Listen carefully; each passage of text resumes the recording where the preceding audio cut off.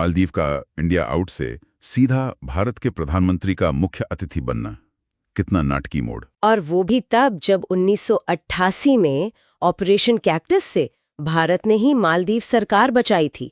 सोचिए जरा। फिर चीन का बढ़ता असर, वो बेल्ट एंड रोड वाली बात और कर्ज का जाल, काफी कुछ चल रहा है। और हाँ, वो सोशल मीडिया वाला किस्सा, एक पोस्ट ने कैसे पूरे पर्यटन उद्योग को हिला दिया। बिल्कुल।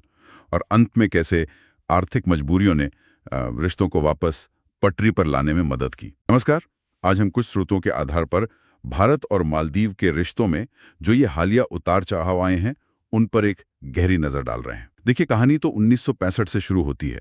भारत ने मालदीव की आजादी को मान्यता दी, एक भरोसे की नींव रखी गई थी, है ना? बिल्कुल। और उसके बाद जैसे 1976 की समुद्री सीमा संधि हुई, फिर 1981 में व्यापार समझौता, ये सब शुरुआती सहयोग के बहुत अहम उदाहरण हैं। ये दिखाता है कि शुरू से ही दोनों देश एक दूसरे के साथ मिलकर चलना चाहते थे। हाँ, लेकिन मेरे ख्याल से जो सबसे बड़ा निर्णायक मोड़ था, वो 1988 का ऑपरेशन कैक्टस था। आपको याद होगा जब वो भाड़े के सैनिकों ने तख्ता पलट की कोशिश की। जी हाँ। तो भारत ने फौरन बहुत तेजी से सैन्य मदद भेजी, राष्ट्रपति गयूम को बचाया, लोकतंत्र बहाल किया और इसने भारत को, कह सकते हैं, इस पूरे क्षेत्र में फर्स्ट रिस्पॉन्डर बना दिया, संकट में सबसे पहले मदद करने वाला। और ये मदद सिर्फ सुरक्षा तक ही नहीं रुकी।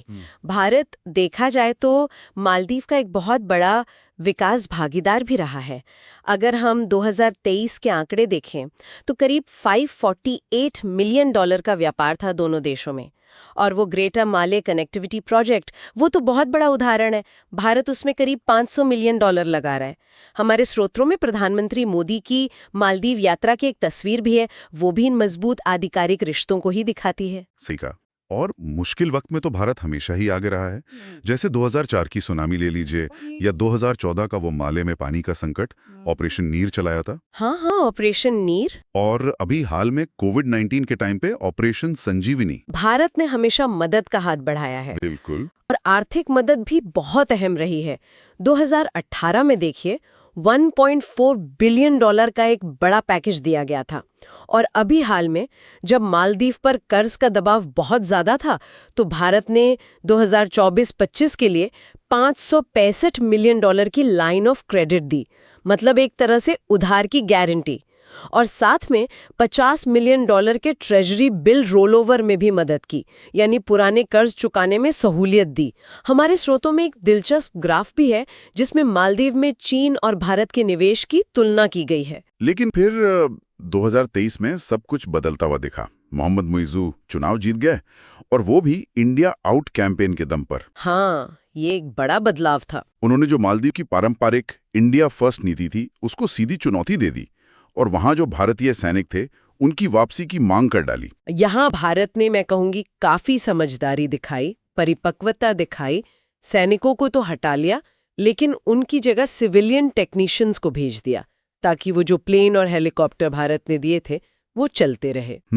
पर मामला जनवरी 2024 में और बिगड़ गया, जब मालदीव के 3 उपमंत्रियों ने प्रधानमंत्री मोदी पर कुछ अपमानजनक टिप्पणियां कर दी। हाँ, वो तो बहुत दुर्भाग्यपूर्ण था। और इसके बाद भारत में सोशल मीडिया पर #बॉयकॉट मालदीव्स ट्रेंड करने लगा। जबरदस्त रिएक्शन था। और उसका असर सीधे पर्यटन पर पड़ा।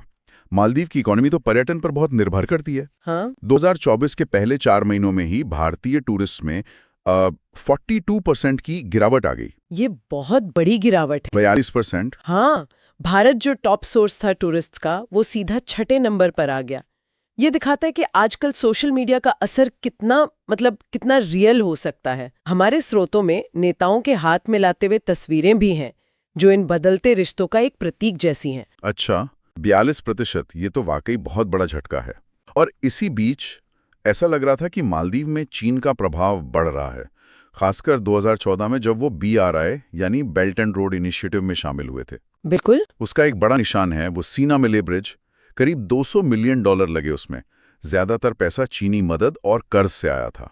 स्रोत में उस पुल की तस्वीर भी है, उस पे चीनी और दिवेही दोनों भाषाओं में लिखा है। हाँ, लेकिन इस विकास के साथ साथ कर्ज का बोझ भी बहुत बढ़ गया।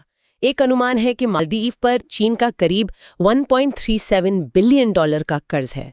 ये उनके कुल सरकारी कर्ज का लगभग 40% है। 40%? बाप रे। जी, और इसी से वो डेट ट्रैप डिप्लोमेसी, मतलब कर्ज के जाल में फंसाने वाली कूटनीति की चिंताएं पैदा होती हैं, जैसा हमने श्रीलंका में हम्बनटोटा पोर्ट के साथ देखा या पाकिस्तान में सीपैक के साथ। ये 40% तो सच में चौंकाने वाला आंकड़ा है। खैर, इस पूरे टाइम में भारत सरकार ने काफी रणनीतिक धैर्य दिखाया, कह सकते हैं।